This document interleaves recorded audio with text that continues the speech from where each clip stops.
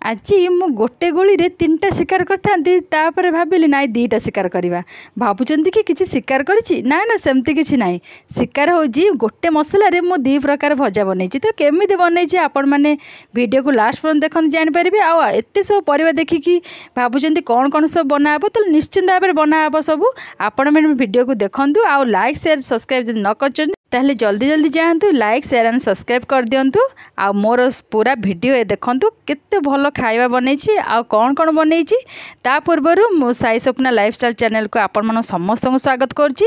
आउ डेरी न करी चल आगे परिवा सब काटिकुटी देवा। प्रथम तो जानते परिवाटा भलसे चोपा हवा छड़े भलसे धोईदेवा धोई सारिकी जमी सेप्रे काटिबार काटिपारे कौटा पतला कौटा मोटा जमी काटिपारे।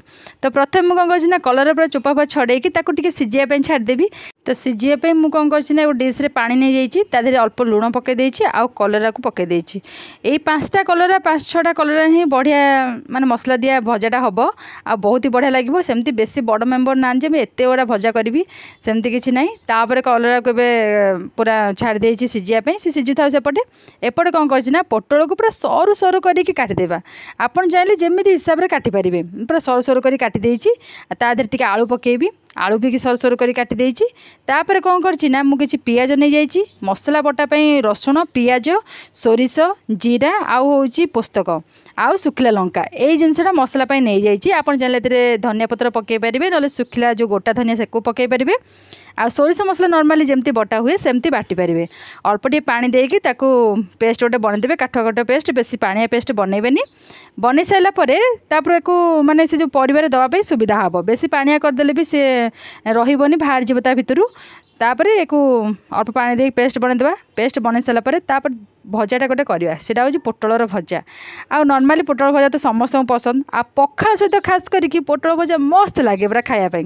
तापर ये जो खरा गरम होउची आ पखाल घंटे न खाइले मन आत्मा शांति होनी तो जहाँ भी जिते जहाँ हो पछे से डाली को मार गोली टिके पखाल कंसाए खाई पूरा मन आत्मा शांति करार अच्छे। तापर चलते भजाटा भाजीदेवा से हूँ पोटलर भजा ताप कढ़ई गरम करदेली से सोरिष तेल नहीं जाइए पूरा तापर से सुखिला लंका पियाज पकई भलसे भाजीदेली आ फुटण भलसे भाजी सारापर प्रथम कौन करना पोटल पकईकी स्वाद अनुसार लुण पकईकी किस समय भाजीदेवे किसी पानी भी दबा दरकार नहीं आराम से पोटल से माने से बांफरे भी बढ़िया से सीझीज पानी देवा पड़ोनी तापर टिके लुण पकईकी टिके सीझीगला जो कटा होता सरू सरू कर आलू भी काटी थे एमती आउ ताको भी कौन करेंगे ना आधे पकेबे तो ये टिके सॉफ्ट हो सारापर पोटलटा तापर आलू से पड़ो ताको भाजी भुजी आपको कौन करें ना कभर कर छाड़देवा।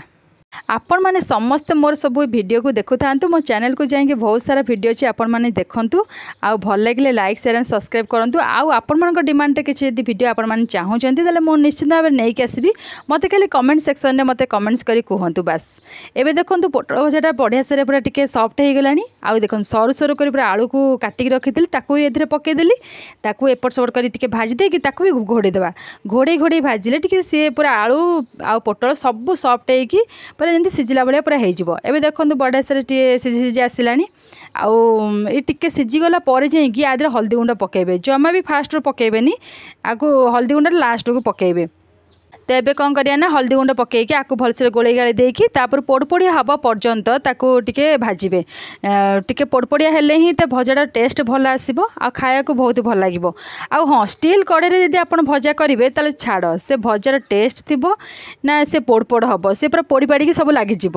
तो भजा करने लुहा कढ़ी कि दस्ता कढ़ी ये बहुत ही बढ़िया भजा बन हम पूरा पोड़पोड़ होगी बढ़िया से एवं देखो भजा पूरा बढ़िया से रेडी हो गलानी आको साइड कर रखीदे तापर कौन ना मुझे जह्नी नहीं जाइए जह्नी गोटाई थी मुझे कहीं रखी कहीं न करदेवी जह्नी को नहीं आसली जो मसला बाटी थी तादर लुण आउ हल्दी गुंड पकई भल से गोड़े देली ये गोड़े गाड़ी देली तापर कौन करें ना कलर तो सीझी जाइए पेट को पूरा चिरीदेवा चिरी देकी मसला तक पेट भीतर पुरेदेवा आउ जह्नी को सेमती फाड़ी देकी मसला तक सब तादे पुरेदेवा एमती सब पूरे पारिदेवा पूरे सारापर कौन करें ना तावा गरम करिया आउ से सोरिष तेलटा गरम करवा आपन चले रिफाइन तेल नॉर्मली नहीं पारे जो मैंने सोरिष तेल न खाती से रिफाइन तेल भी कर खाईपारे।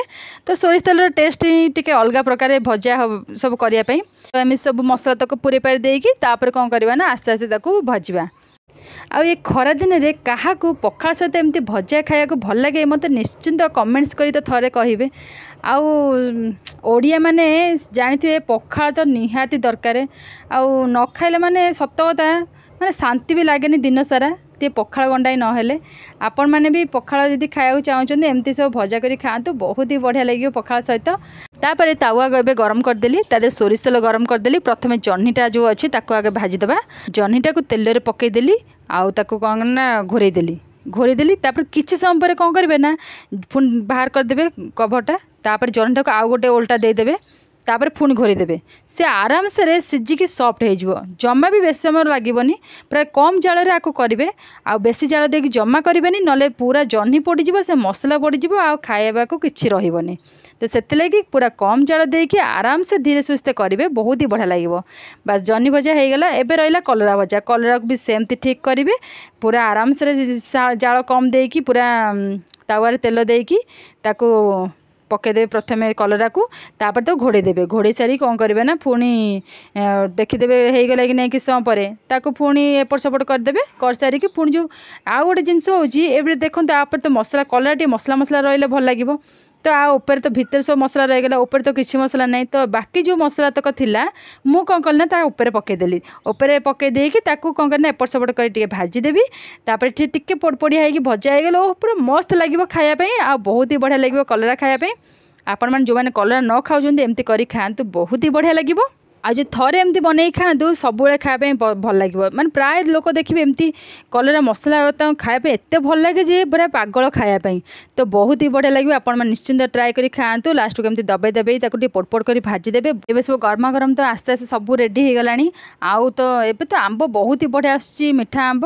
ଆଉ ମିଠା ଆମ୍ବ ଟିକେ ବାସ୍ କେତେ ବଢ଼ିଆ ଲାଗିବ ଖାଇବାକୁ। ଆଉ ଟିକେ ଆଳୁ ସିଝି ଦେଇଛି, ଆଳୁ ଚକୁଟା ତ ମାନେ ପଖାଳ ଭାତ ସହିତ ପୁରା ମେନ୍ ଖାଦ୍ୟ ଆଳୁ ଚକୁଟା। ଆଉ ଆଳୁ ସିଝା ନେଇଯିବେ, ତା ଦେହରେ ମସ୍ତ ପିଆଜ, ରସୁଣ, କଞ୍ଚା ଲଙ୍କା ଦେଇକି ମସ୍ତ ଗୋଟେ ଚକୁଟା କରିଦେବେ, ଆଳୁ ଭର୍ତ୍ତା ପୁରା। ଆଉ ତାକୁ ଖାଇବେ ପଖାଳ ସହିତ, ବହୁତ ହି ବଢ଼ିଆ ଲାଗିବ। ଆଉ ଡେରି ନ କରି ପଖାଳ କଂସାଏ ତା ଦେହରେ ପୁରା ଲେମ୍ବୁ ଫେମ୍ବୁ ଚୁପୁଡ଼ି ଦେବା ପଖାଳରେ, କି ଦହି ପକାଇଦେବା। ଆଉ କଲରା ଭଜା, ମସଲା ଦିଆ କଲରା ଭଜା, ଜହ୍ନି ଭଜା, କିଛି ଆମ୍ବ, ଆଉ ହେଉଛି ଆଳୁ ଭର୍ତ୍ତା, ଆଉ ଗୋଟେ ହେଉଛି ଖଡ଼ଖଡ଼ିଆ ପୋଟଳ ଭଜାଟେ। ଏମିତି ଖାଇବାକୁ କାହାକୁ ଭଲ ଲାଗେ ମୋତେ ନିଶ୍ଚିତ ଭାବରେ କମେଣ୍ଟସ୍ କରି କୁହନ୍ତୁ। ଆଉ ଭଲ ଲାଗିଲେ ଲାଇକ୍, ସେୟାର ଆଣ୍ଡ ସବସ୍କ୍ରାଇବ୍ କରନ୍ତୁ। ଆଉ ଆପଣମାନେ ବି ଏମିତି ଭଜା ସବୁ କରିକି ଖାଆନ୍ତୁ, ପଖାଳ ସହିତ ମସ୍ତ ଜମିଯିବ। ଖରାଦିନ ପୁରା ମସ୍ତ ଏନ୍ଜୟ ପୁରା କରନ୍ତୁ। ଆଉ ଯଦି ବେଶୀ ଗରମ ଲାଗୁଛି ପଖାଳ ମୁଠାଏ ଖାଇ ଦେଇକି ପୁରା ପେଟ ଆଉ ମୁଣ୍ଡ ପୁରା ଥଣ୍ଡା କରନ୍ତୁ। ଜମା କାହା ପାଇଁ ରାଗିବେନି, ପଖାଳ ଖାଇଦେଲେ ମାନେ ମୁଣ୍ଡ ପେଟ ସବୁ ଥଣ୍ଡା ହେଇଯିବ। ଆପଣମାନେ ଦେଖିଲେ ତ ମୁଁ ଗୋଟେ ଗୋଳିରେ କେମିତି ଦୁଇଟା ଶିକାର କଲି, ଆପଣ ଦୁଇଟା କ'ଣ ତିନିଟା ଶିକାର ବି କି ଚାରିଟା ଶିକାର ବି କରିପାରିବେ। ତ ଭଲ ଲାଗିଲେ କମେଣ୍ଟସ୍ କରି ନିଶ୍ଚିତ ଜଣାଇବେ। ଆଉ ନେକ୍ସଟ ଭିଡ଼ିଓ ନେଇକି ବହୁତ ଜଲ୍ଦି ଆସିବି। ରହୁଛି, ବାଏ, ଜୟ ଜଗନ୍ନାଥ।